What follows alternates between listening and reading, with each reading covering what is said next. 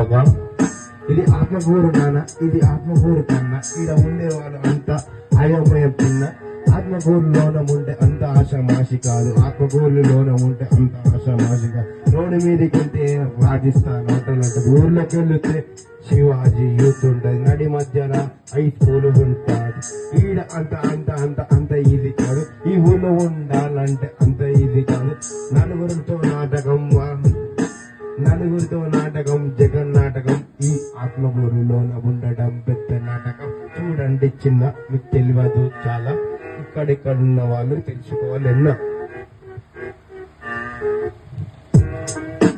ఆత్మకూరులోన ఉంటది ఆనందం అనుకుంటారు అంతవరకే, కానీ ఈడ ఉండేది దుఃఖం, కుళ్ళు, కుతంత్రం.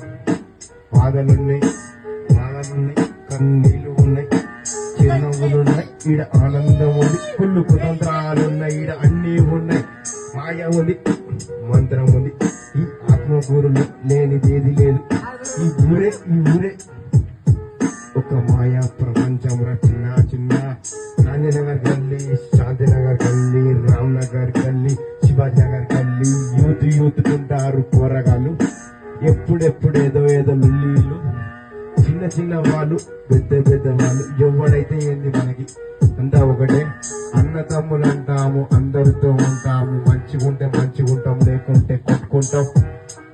ఇది ఆత్మకూరులోనూ ఉంటదంతా